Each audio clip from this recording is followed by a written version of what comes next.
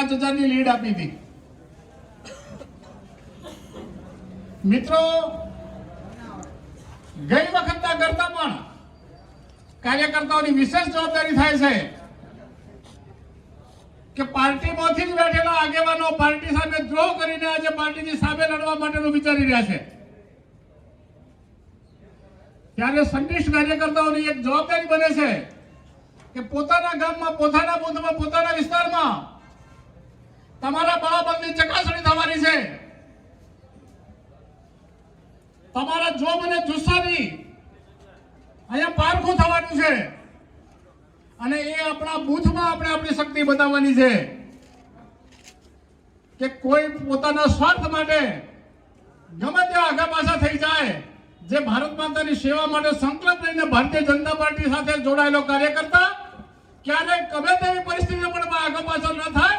પોતાના ગામમાં કે પોતાના બૂથમાં ભારત માતાનો કે ભારતીય જનતા પાર્ટીનો ઝંડો જરા પણ નીચો નહીં થવા દે। એ જો મને જુસ્સા સાથે આ ચૂંટણી લડવાની છે। મિત્રો, હજી પણ ઘણાના મનમાં એમ છે કે એક અપક્ષ લડનાર સશક્ત ઉમેદવાર ગઈ વખતે ભારતીય જનતા પાર્ટીનો ચુનાવ ચિહ્ન લઈને આપણી વચ્ચે હતા। ઘણાને હજી લાગણી છે કે એ આપણા છે। મિત્રો, બૈરું રીણે જાય ને, ગરદણી સાથે ઝઘડો થાય તો ઘરમાં બેસી રહે, પિયરમાં જઈને બેસી રહે ત્યાં સુધી વાત બરાબર છે, પણ 3 દાડા નાતરે જતું રહે ને એ પછી આપણા કામનું નથી હોતું। એટલે આવો દાતરો કરનારાની પાછળ તમે જાનૈયા કોઈ ન બનો। એટલે મારા કાર્યકર્તાઓને વિનંતી કરું છું કે તમે તમારું ભવિષ્ય વિચારજો। જે સિદ્ધાંત માટે આજ સુધી તમે આ ખેસ પહેર્યો છે ગળામાં, એની લાજ માટે તમારે લડવાનું છે।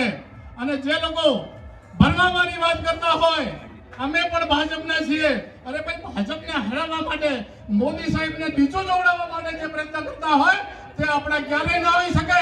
અને એ તાકાત મારા ભારતીય જનતા પાર્ટીના કાર્યકર્તામાં, જેને આ ભગવો ખેસ ગળામાં ધારણ કર્યો છે, એનામાં એ શક્તિ છે અને એ લોકોને પોતાનું બાપ બતાવી દેશે કે આ ચૂંટણીમાં ભારતીય જનતા પાર્ટીનો કાર્યકર્તા શું કરી શકે છે। આપણે મહેમાનોને સાંભળવાના છે એટલે વિશેષ વાત નથી લેતો। આપ સૌને હૃદયપૂર્વક અહીંયા આવકારું છું। વંદે માતરમ, ભારત માતા કી જય।